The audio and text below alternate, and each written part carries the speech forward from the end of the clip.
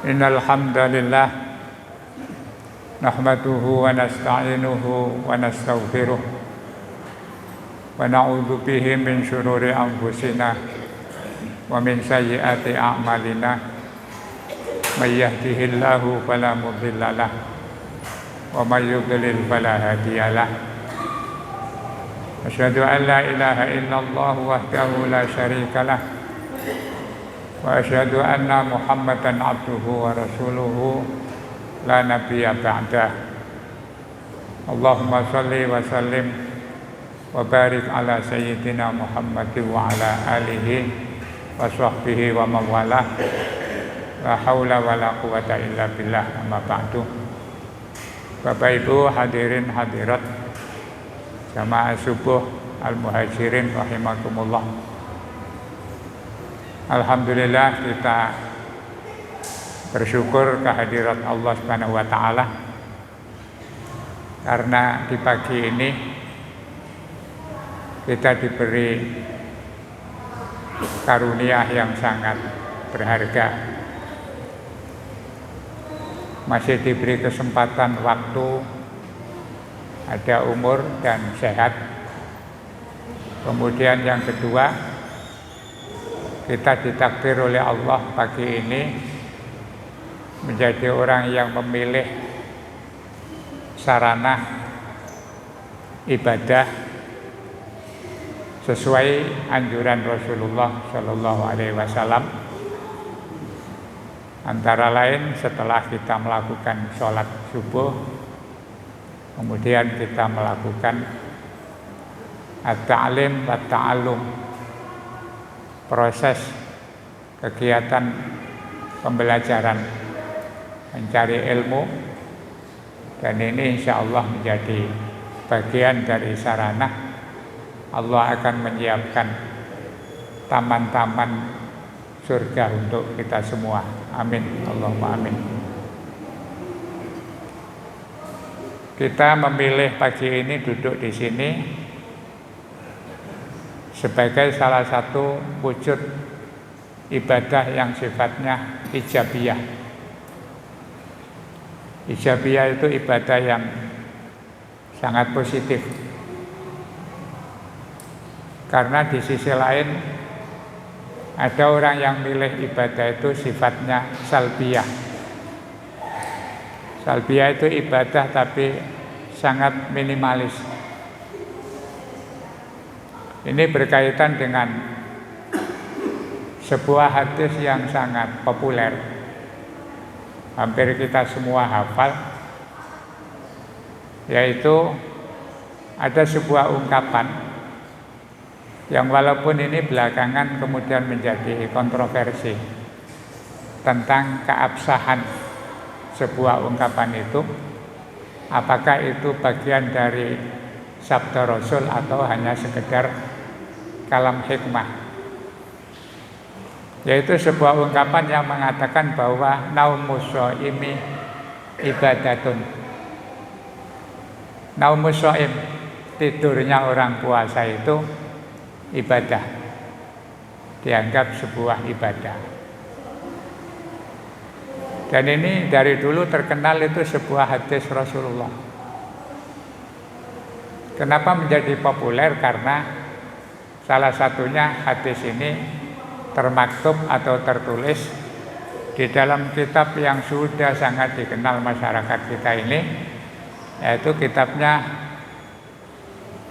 Abdul Hamid Muhammad bin Muhammad Al-Ghazali, yang kita kenal dengan Imam Ghazali. Beliau itu punya kitab yang monumental yang judulnya Ihya Ulumuddin. Di dalam kitab itu ada ungkapan naumus shaim ibadah. Jadi tidurnya orang puasa itu dianggap ibadah. Ini kalau kita cermati, yukhalifu ma amarahu ar-Rasul sallallahu alaihi wasallam, bertentangan dengan anjuran Rasulullah. Rasulullah itu menganjurkan kalau Ramadan sebaiknya umat Islam itu memanfaatkan secara maksimal untuk mendapatkan amal sebanyak-banyaknya dan barokah sebanyak-banyaknya di bulan Ramadan. Maka kalau ada orang mengatakan bahwa tidur itu ibadah, ini bertentangan dengan prinsip anjuran Rasul. Rasulullah itu kan menganjurkan kalau bisa memperbanyak ibadah, sholat, termasuk di dalamnya sholat sunnah, ada tarawih, ada tadarus Al-Quran, bahkan dianjurkan memperbanyak sedekah. Tentu ketika orang melakukan hal seperti itu, dia akan lebih banyak aktivitasnya, bukan tidurnya. Nah, kenapa muncul ungkapan bahwa naumus shaim ibadah? Itu adalah ibadah yang sangat minimalis. Artinya daripada tidak melakukan apa-apa ketika berjaga atau melek, itu kemudian tidak bisa menjaga omongan, suka ngerasani orang, bahkan kadang-kadang melihat hal-hal yang tidak positif. Misalnya sekarang ini kan orang melihat sesuatu yang tidak positif itu tidak harus kemana-mana, bisa di rumah saja, di kamar lihat YouTube, itu bisa positif, bisa negatif. Nah, kalau yang dilakukan itu mengandung nilai-nilai yang negatif, ngerasani, lihat-lihat hal-hal yang dilarang Allah, nah, itu ya memang daripada begitu lebih baik tidur. Filosofinya seperti itu. Sehingga tidur dianggap ibadah karena ketika orang itu tidur, dia akan terhindar dari melakukan hal-hal yang maksiat. Maka itu sangat minimalis. Daripada tidak melakukan apa-apa, ya, lebih baik tidur saja. Melek juga tidak baca Quran, juga tidak melakukan kegiatan-kegiatan yang mengandung hal yang positif, membantu orang dan lain sebagainya, bekerja. Jadi lebih baik tidur. Oleh karena itu maka yang dikenal hadis naumus shaim ibadah itu kemudian menjadi kontroversi. Bahkan setelah diteliti beberapa ulama ahlul hadis, ada yang mengatakan itu boleh disebut hadis tetapi sangat dhaif. Al-Iraqi mengatakan di dalam perawi hadis naumus shaim ibadah itu ada dua orang yang dianggap cacat. Yang pertama namanya Ma'ruf bin Hasan. Ma'ruf bin Hasan itu lemah, baik dari segi ingatan maupun dari segi menerima berita. Dan ada lagi orang yang dikenal dengan nama Salman An-Nakhai.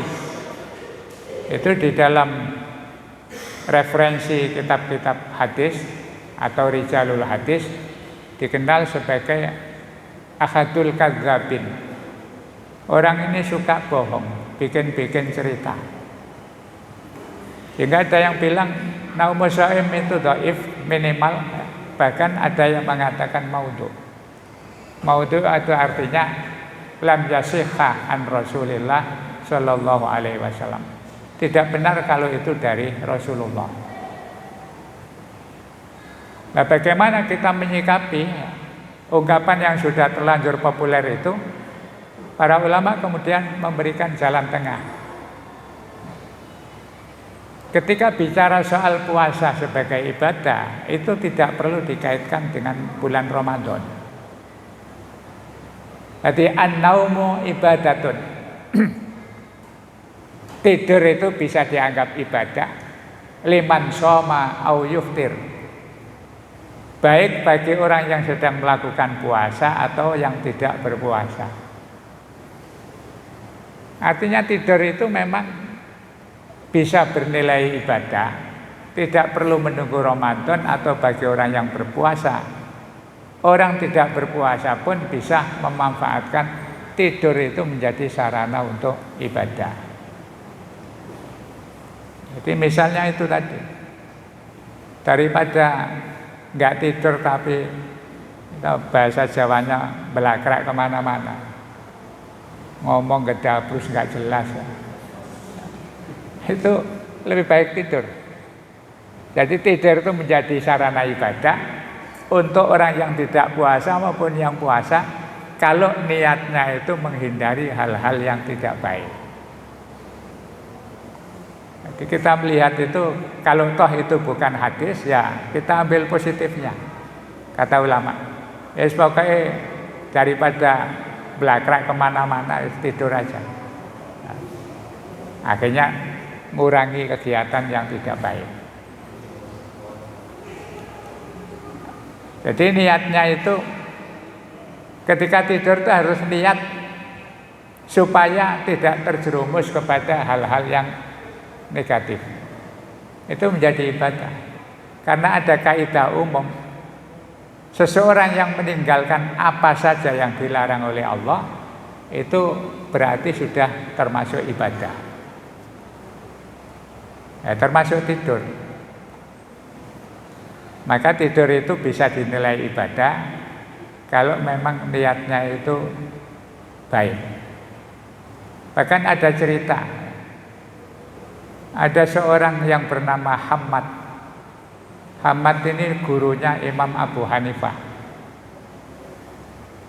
Satu saat pernah berkunjung ke Madinah, menemui Sufyan Ats-Tsauri. Sufyan Ats-Tsauri waktu itu berada di Madinah, dan ini orang yang sangat terkenal, waliullah. Kemudian beliau ini termasuk Amirul Mukminin fil hadis wal fiqh. Panutannya orang-orang mukmin di dalam urusan hadis dan fikih. Bahkan dikenal juga beliau ahli tafsir. Nah, ketika dikunjungi itu, Sufyan Ats-Tsauri dalam kondisi sakit. Kemudian setelah ketemu dengan Hammad ini, Sufyan tanya, ya Hammad, ta'rifu hal yaghfirullahu limithli. Wahai Hammad, apakah kamu melihat atau berpikir bahwa Allah akan mengampuni orang seperti saya? Maksudnya Sufyan itu, saya ini sakit tidak melakukan apa-apa, kira-kira apa bisa diampuni Allah? Kemudian Hammad menjawab, idza khuyyirtu an muhasabati Rabbi wa muhasabati walidi, khayyartu muhasabati Rabbi azza wa jalla. Kata Hammad jawab, kalau Anda bertanya tentang sikap Allah terhadap kondisi Anda ini, andaikan aku disuruh memihak kepada cara menghitungnya Allah, menghisapnya Allah terhadap saya, dan menghisapnya orang tua saya terhadap saya. Artinya begini, kalau kita melihat, saya misalnya suruh milih perlakuan Allah kepada saya dan perlakuan orang tua saya kepada saya akan pilih perlakuan Allah. Li'annahu arhamur rahimin. Karena Allah itu maha sayang kepada hambanya. Jadi maknanya, kata Hammad, jenengan tidak usah khawatir kalau urusan dengan Allah. Allah itu maha sayang kepada hambanya dibanding orang tua kandung kepada anaknya. Maka kalau urusan dengan Allah nggak usah pesimis ya. Walaupun panjenengan ini sekarang tidak melakukan apa-apa dan banyak tidur saja. Nah, itu juga nilai tidur itu menjadi ibadah, karena dalam rangka menyabari ujian cobaan Allah berupa sakit. Nah, ini maka urusan tidur itu ya tergantung kita. Ada orang tidur itu niatnya supaya nanti ya. Yang kedua ya, Itu niat supaya liyastariha badanuhu wa yansatu li amalin akhar ba'dahu.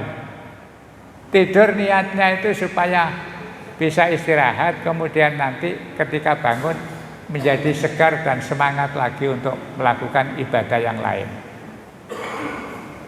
Maka tidur itu kemudian menjadi ibadah, sehingga kita itu kalau kita melihat nilai positif, lepas dari apakah itu hadis Nabi atau kalam hikmah. Maka kalau ada orang tidur, itu kita tidak boleh suudzon. Misalnya Ramadan begini ini, terus kadang-kadang kita itu kan mengaku sok yang paling ahli ibadah. Habis puasa nanti berbuka jamaah maghrib, kadang nunggu sampai isya, sholat taraweh, tadarus, terus melihat ada teman taraweh arang-arang, tadarus tidak pernah ikut. Itu kita tidak boleh curiga. Yang pertama, husnudzon kita ya mungkin dia taraweh di rumah atau tadarus di rumah, atau taraweh itu tidak wajib ke masjid. Rasulullah akan mencontohkan bahwa taraweh itu tidak harus di masjid. Makanya ya ada yang berpendapat ya kalau mau niru Rasul ya arang-arang tidak apa-apa. Tapi perkembangannya kemudian ketika orang itu sholat sendiri-sendiri, bahkan di masjid tapi tidak jamaah, terus Umar melihat ini orang banyak sholat kok nggak ada imamnya, karena tidak ada perintah dari Rasul harus jamaah. Maka Sayyidina Umar melihat, wah ini kalau dibiarkan kacau ini. Alangkah indahnya kalau ada yang imami satu orang kemudian semuanya ikut. Nah, baru saat itulah Umar bikin gerakan untuk sholat berjamaah ketika melakukan taraweh. Maka ini sejarah ini perlu kita jadikan pertimbangan dalam rangka menjernihkan hati. Kalau ada orang kita lihat tidak aktif taraweh di masjid atau tidak aktif tadarus di masjid, kita tidak boleh suudzon. Mungkin mereka melakukan sendiri di rumah. Yang kedua, barangkali tidak datang ke masjid itu ada alasan, misalnya tidur. Karena seharian dia bekerja, capek, kemudian waktunya taraweh, tidur, nanti taraweh sendiri. Menjelang sahur bangun, kemudian tetap qiyamul lail. Qiyamul lail itu bahasanya Rasulullah. Di Rasulullah itu kan ada hadis Aisyah yang terkenal itu, qiyamul lailnya Rasul dalam Ramadan atau di luar Ramadan tetap sama. Nah, kalau kita kan qiyamul lail rata-rata itu mayoritas nunggu Ramadan. Jadi kadang-kadang kalau hari biasa ya tidak qiyamul lail, ya tidak tarawih, memang tidak ada tarawih. Maka kita tidak boleh suudzon. Pernah Mu'ad bin Jabal, sahabat dekatnya Rasulullah, itu dikagumi salah seorang pemuda.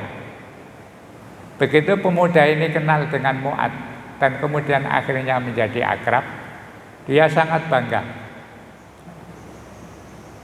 Bahkan sering bilang, alhamdulillah saya bisa berteman dengan sahabat dekat Rasul. Cerita-cerita kemana-mana. Saking bangganya punya teman Mu'ad bin Jabal, dan dia ini selalu memperhatikan tindak tanduk perilaku Mu'ad, karena dia kepingin menggali bagaimana perilaku seorang sahabat dekatnya Rasul itu supaya bisa ditiru menjadi orang yang soleh. Akhirnya satu ketika di malam hari, Mu'ad ini tidak tahu karena apa tidur agak lama. Bahkan ketika itu sempat tidak melakukan qiyamul lail. Akhirnya seorang pemuda ini menjadi janggal. Dalam pikirannya ini sahabat kok waktunya malam-malam nggak bangun, tidur saja. Jadi pikirannya itu merasa, kok sahabat kok begini. Padahal saya idolakan untuk dijadikan contoh. Akhirnya karena penasaran, jadi pikirannya dia. Satu saat kemudian Mu'ad ini ditanya oleh pemuda itu, ya Mu'ad, kenapa jenengan kok kemarin malam tidak bangun, tidak qiyamul lail? Apa jawabnya Mu'ad? Akhtasibu indallahi naumati wa akhtasibu indallahi yaqzati. Wahai anak muda, tidur saya di mata Allah itu adalah sebuah ibadah yang mendapatkan pahala. Sama juga ketika saya tidak tidur itu juga bernilai ibadah. Jadi akhtasibu itu maknanya saya mencari pahala dengan tidur saya, dan juga saya mencari pahala dengan berjaga saya. Nah, kata Mu'ad, kamu jangan pernah berpikir dengan pikiran kotor yang ada di dalam pikiranmu bahwa orang tidur itu tidak beribadah. Saya tidur ini mencari ridha Allah, karena setelah tidur saya punya tugas yang lebih berat ya, untuk besok pagi, sehingga saya harus beristirahat. Nah, maka kemudian kalau ada orang Ramadanan terus malam tidur ya, itu tidak bisa dirasani. Ramadan kok tidur saja. Siapa tahu dia pas punya tugas pekerjaannya itu kebetulan harus shift ya, siang ya. Terus akhirnya dia tidur aja, besok kalau ke kantor atau ke pabrik biar tidak ngantuk. Nah, maka itu juga bagian dari ibadah. Maka di dalam Al-Quran itu kan ada surat Al-Baqarah ya, ayat berapa itu yang ukhilla lakum lailatas syamir rafathu ila nisaikum hunna libasul lakum wa antum libasul lahun, dan seterusnya. Itu dulu kan riwayatnya itu awal-awal ada tugas puasa Ramadan, itu aturannya tidak seperti sekarang. Sahabat-sahabat yang senior dulu awal-awal ada perintah puasa Ramadan, itu kalau puasa fajar dimulai puasa sampai nanti maghrib ya. Maghrib itu berbuka, setelah itu kemudian sholat tarawih dan sebagainya, sholat isya. Setelah itu kemudian kalau ada yang tidur, nanti bangun tidak boleh makan, tidak boleh hubungan suami istri, tidak, pokoknya harus puasa lagi. Jadi bagi yang tidak tidur masih boleh makan sampai nanti subuh. Yang ketiduran bangun tidak boleh. Nah, satu saat Sayyidina Umar ini ya, jagongan dengan Rasulullah pas Ramadan. Pulang-pulang malam, kemudian dibukakan pintu oleh istrinya. Ternyata Sayyidina Umar ini ingin berhubungan dengan istrinya. Istrinya bilang, wah tidak bisa, saya sudah tidur. Ya sampean melekan, saya sudah tidur, berarti tidak boleh melakukan hubungan. Itu jawabnya istrinya Sayyidina Umar. Nah, tapi Sayyidina Umar nafsunya sudah memuncak, terpaksa melanggar. Akhirnya kemudian pagi-pagi lapor kepada Rasulullah. Ternyata ketemu salah seorang sahabat, Abdullah. Itu juga cerita, iya saya juga sama. Kemudian ketika datang kepada Rasulullah, turun ayat ini, ukhilla lakum lailatas syiyam.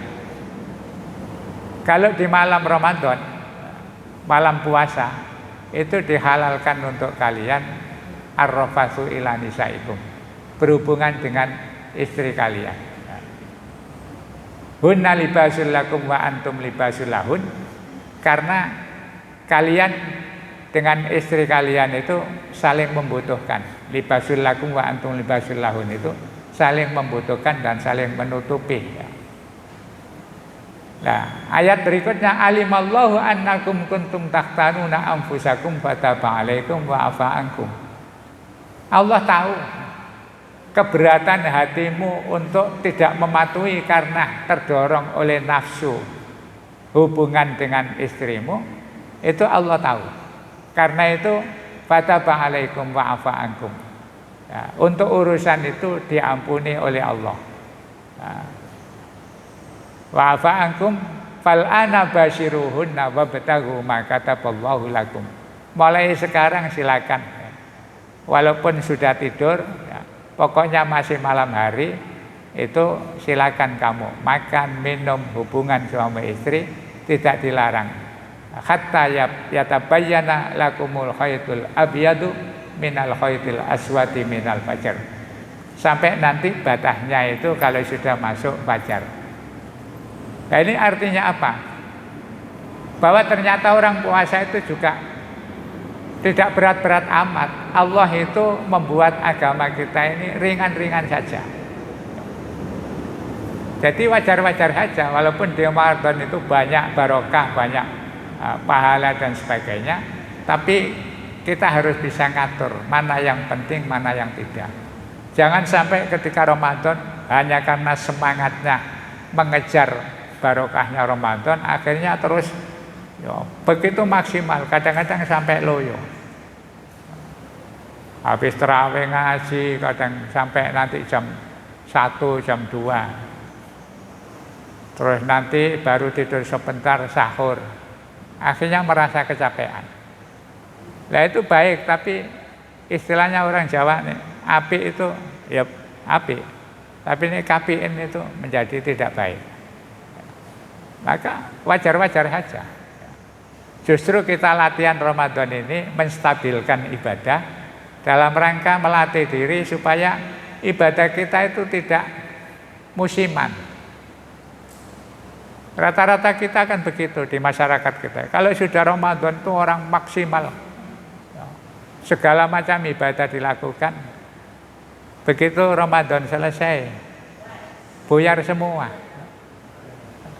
Jangankan sholat tarawih, qiyamul lail aja kadang-kadang banyak yang berhenti.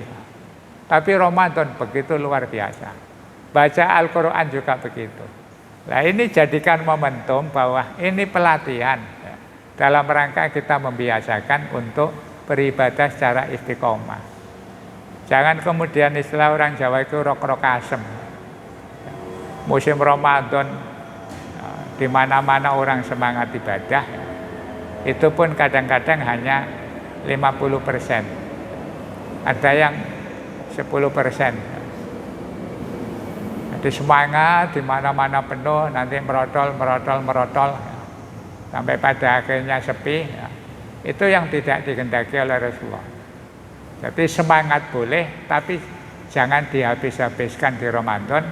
Ya, baik saja kalau itu memang bisa kita lakukan. Tapi kita punya hak, mata harus tidur, kemudian fisik harus istirahat, urusan kemudian tanggung jawab kepada keluarga juga harus dilakukan dengan baik. Maka dampak dari naumus shaim ibadah itu perlu kita jadikan sebuah pertimbangan. Tapi jangan kebablasan. Kebablasan itu artinya image kita, masyarakat Indonesia ini umumnya. Kalau puasa itu tidak efektif. Gara-gara naumus shaim ibadah, kemudian banyak santri-santri terutama. Habis subuh itu banyak yang tidak ikut ngaji. Tidur alasannya naumus shaim ibadah. Termasuk pegawai-pegawai. Kadang-kadang tidur dulu, yang biasanya habis subuh tidak tidur. Ramadan tidur alasannya nambah ganjaran. sampai akhirnya menjadi kebijakan pemerintah. Kalau Ramadan itu jam kerjanya dikurangi, masuknya agak siang, nanti pulangnya agak awal. Itu berarti kan membuat image bahwa Islam itu etos kerjanya tidak baik. Padahal Rasulullah tidak begitu. Justru Ramadan itu maksimalkan aktivitas sesuai kemampuan. Termasuk Rasulullah itu pada saat Ramadan pernah melakukan pekerjaan berat ketika menghadapi perang Badar. Dan itu para sahabat ya semangat semua. Ada 2 perang besar yang dihadapi Rasulullah pada bulan Ramadan itu. Pertama perang Badar, dan walaupun Ramadan dikasih kemenangan oleh Allah. Yang kedua Fathu Makkah, pembebasan kota Mekah untuk mengusir orang-orang musyrik dari wilayah Mekah, itu juga bulan Ramadan. Nah, maka jangan kemudian Ramadan dijadikan alasan doleh ganjaran turu dhisik. Itu mengurangi efektivitas. Namanya kerjanya hanya amal salbiyah, ibadah salbiyah, ibadah tapi minimalis, tapi yang diharapkan Rasul adalah ibadah ijabiyah. Kalau bisa justru Ramadan itu maksimal. Tentu sesuai dengan ukuran kemampuan fisik kita masing-masing. Mungkin ini yang bisa saya sampaikan, mudah-mudahan bermanfaat. Kurang lebihnya mohon maaf. Kita akhiri. Bismillahirrahmanirrahim. Allahumma shalli wa sallim ala sayyidina Muhammadin wa ala ali sayyidina Muhammad walhamdulillahirabbil alamin. Allahumma bika asbahna wa bika amsayna wa bika nahya wa bika namut wa ilaikan nusur. Ya hayyu ya qayyum bi rahmatika nastaghith. Allahumma inna nas'aluka khaira ma fi hadzal yaum wa khaira ma ba'dah, wa na'udzu bika min syarri ma fi hadzal yaumi wa syarri ma ba'dah. Allahumma aslih lana syu'unana kullaha wa la takilna ila anfusina tarfata 'ain. Allahumma aslih lana dinana alladzi huwa ismatu amrina wa aslih lana dunyana allati fiha ma'ashuna wa aslih lana akhiratana allati ilaiha ma'aduna waj'alil hayata ziyadatan lana fi kulli khair waj'alil mauta rahatan lana min kulli syarrin. Rabbana zalamna anfusana wa illam taghfir lana wa tarhamna lanakunanna minal khasirin. Rabbana atina fid dunya hasanah wa fil akhirati hasanah wa qina adzabannar. Wa sallallahu ala sayyidina Muhammadin wa ala alihi wa sahbihi wa sallam. Subhana rabbika rabbil izzati amma yasifun wa salamun alal mursalin walhamdulillahi rabbil alamin. Assalamualaikum warahmatullahi wabarakatuh.